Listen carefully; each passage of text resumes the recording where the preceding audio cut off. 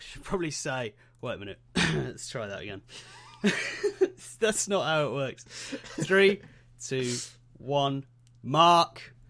Hello and welcome to Top2Fifty. I'm Peter and this is Joe. That's me. And on this week's episode, we'll be watching All About My Mother, which is a 1999 film by Almoros Pedro.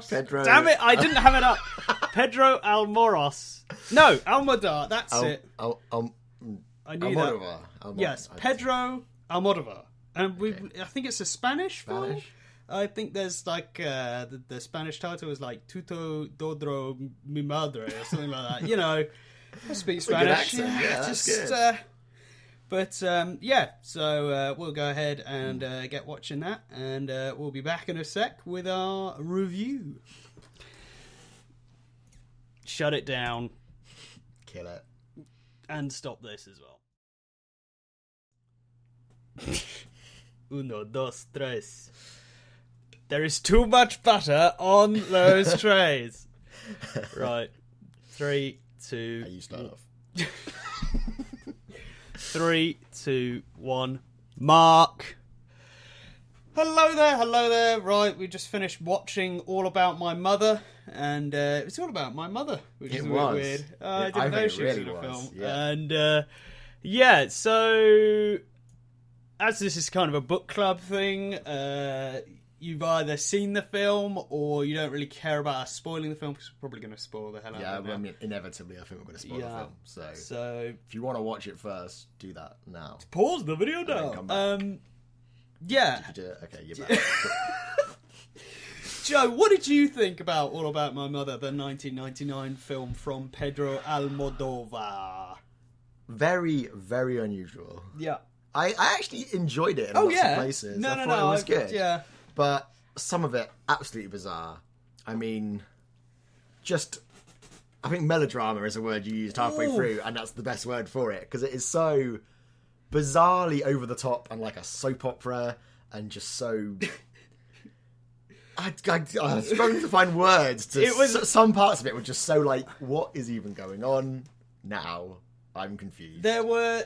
And then that's not just because of a language barrier thing, just in general, parts of it were confusingly made, potentially deliberately, I don't know, but you were just a bit like, so this is, oh right, okay. Yeah, they did, funnily enough, a similar thing to Nosferatu sometimes. They would just not mention stuff, and then kind of in passing mention, oh yeah, I've been renting this place for 4 days. Like, when did we see that? Yeah, like what? 4 days as well? That was bizarre. What? That's the biggest example. And then, that's as probably far as the we were worst. concerned as a viewer, it was like, but she just got there last night. Yeah. And then she was like, I've been here for 4 days. Like, what?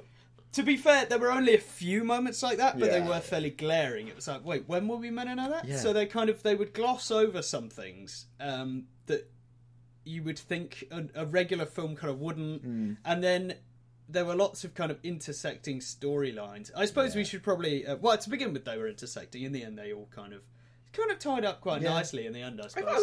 I like the ending, actually. In general, the story was pretty good. But there were some elements around it that were not so good. So we'll probably just kind of do a bit of I guess we'll do this all the time now. Like we did with Before Midnight, we'll do like a story run-through thing. But it's not going to be quite as... Let's keep it brief, I guess. Yeah, well, it's not going to be quite as rigid as that, because Before Midnight was fortunate in having like kind of 5 settings that we could kind of easily run through. But it's all about this woman, what was her name? Maria? Manuela. Yeah. Manila. I'm not. I don't know Spanish. Just ignore our pronunciation for literally every name in this movie.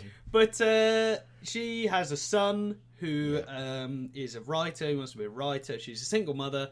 She doesn't go into where the father is, what happened to the father. No. We're presuming dead or I think doesn't he say, I don't care who he is, I should know, or something like that. You're right, sorry. But, so she's kind of single mother and that sort of thing.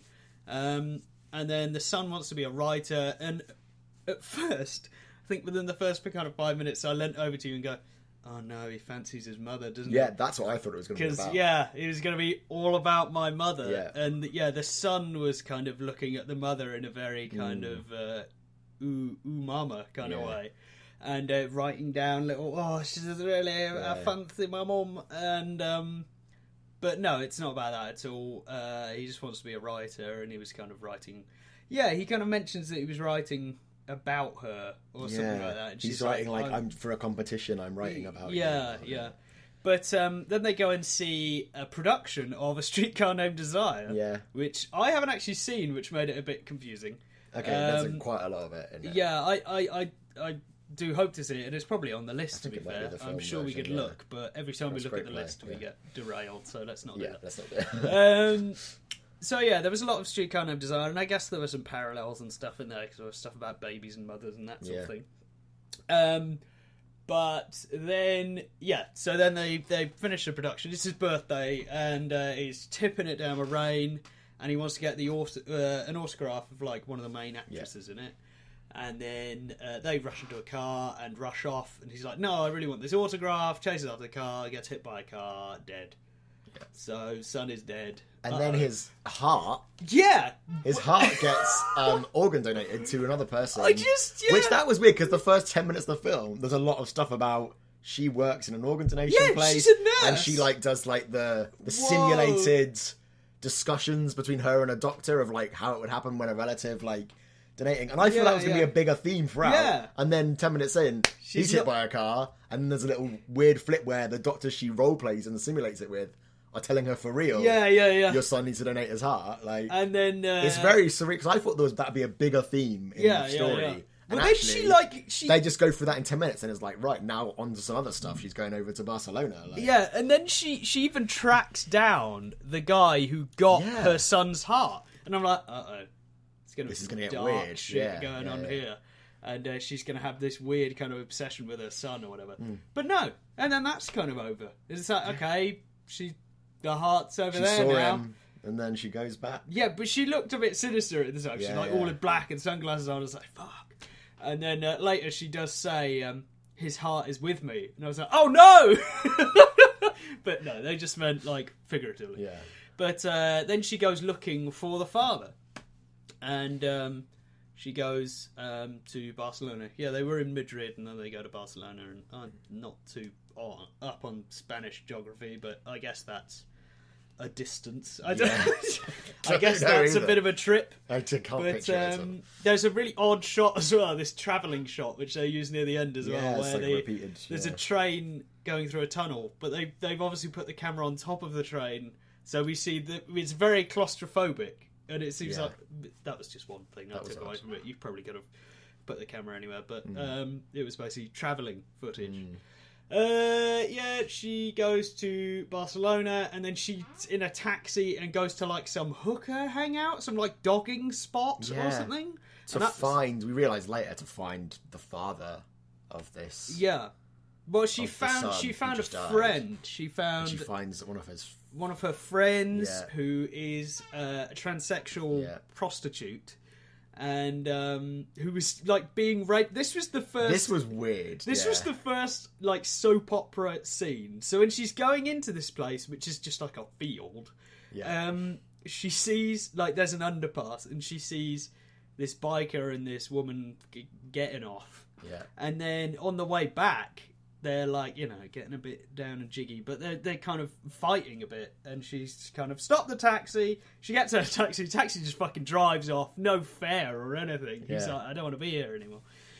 And then there's some really bad melodrama and pretty amateurish kind of struggling with the rapist thing. Oh no, I've got my flip knife. And then I better get that out of your hand. And then the main woman comes over and like just kind of hits him with her handbag, but like wipes it across his face. Yeah, that was a bit weird. And then, but then they help him up. But then he was the one attacking her, and then once she's hit him with, it's like a stone in her handbag or something.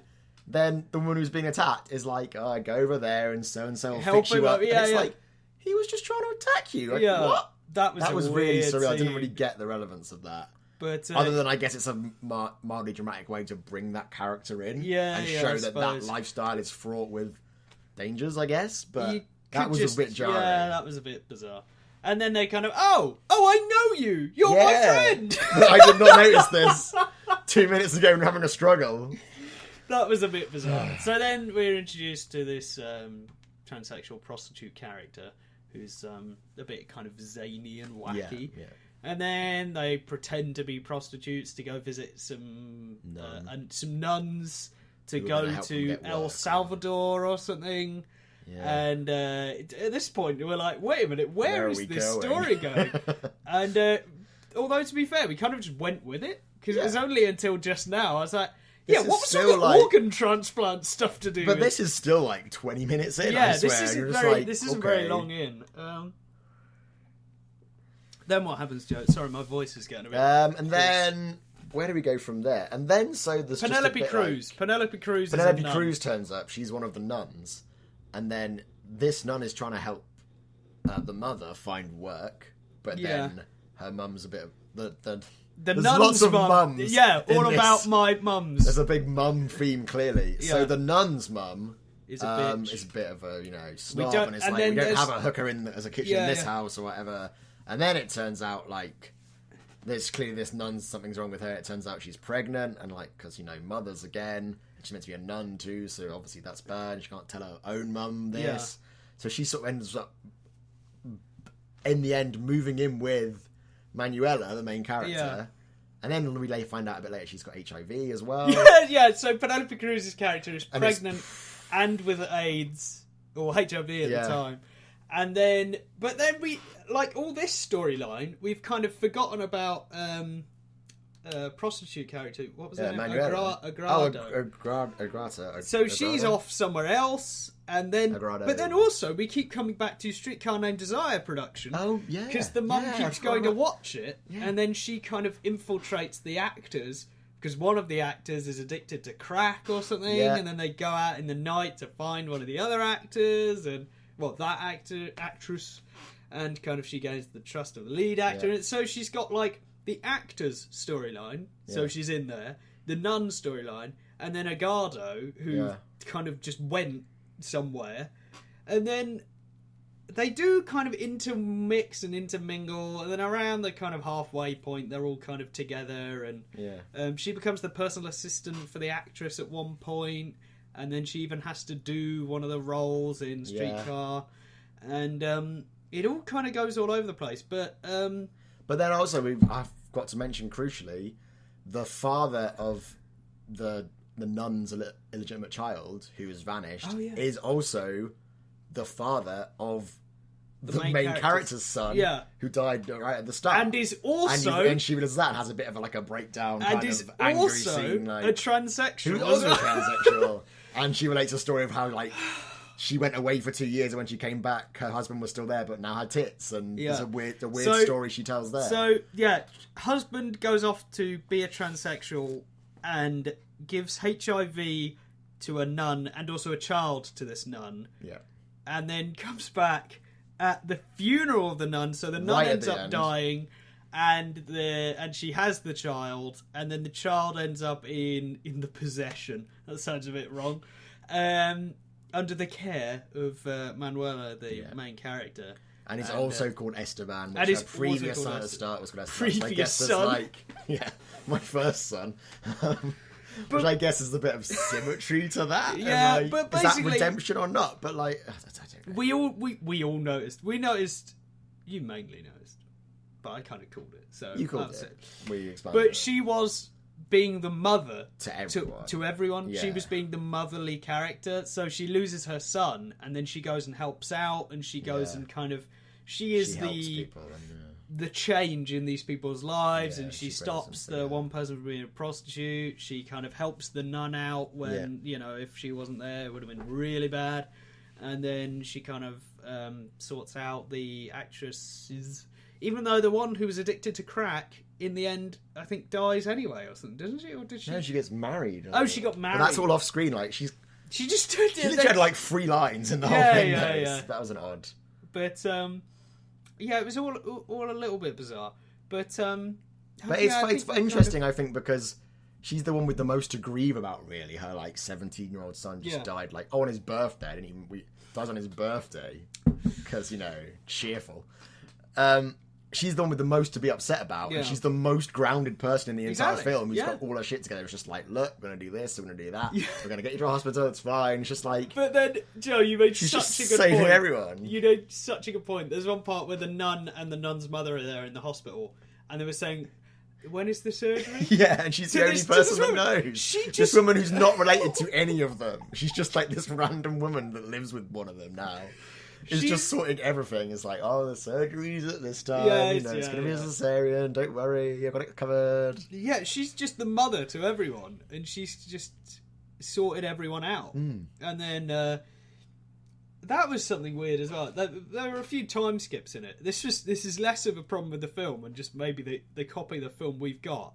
Oh, yeah. But there's, whatever they were 5 months later, that bit would be in German. Yeah. And then our subtitles would still be in English, saying 5 months later.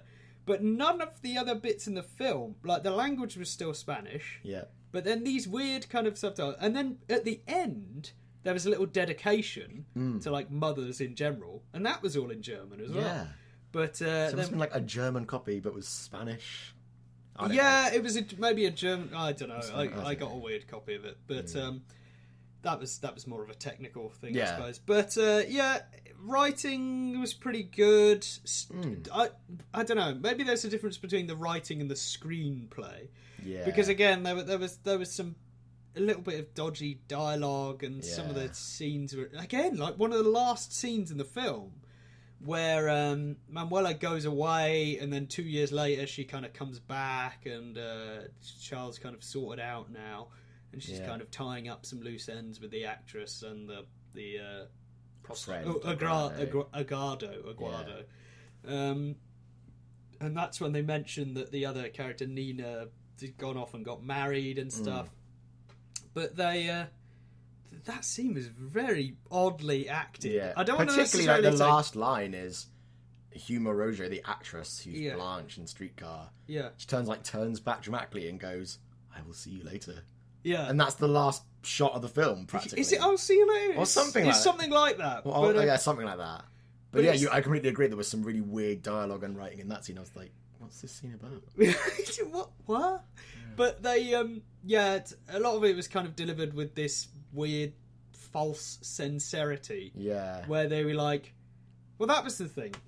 So the Manuela at one point pretends to be, well, no, she does the acting bit. She kind of acts in Streetcar because Nina, the drug-addled actress, is kind of ill.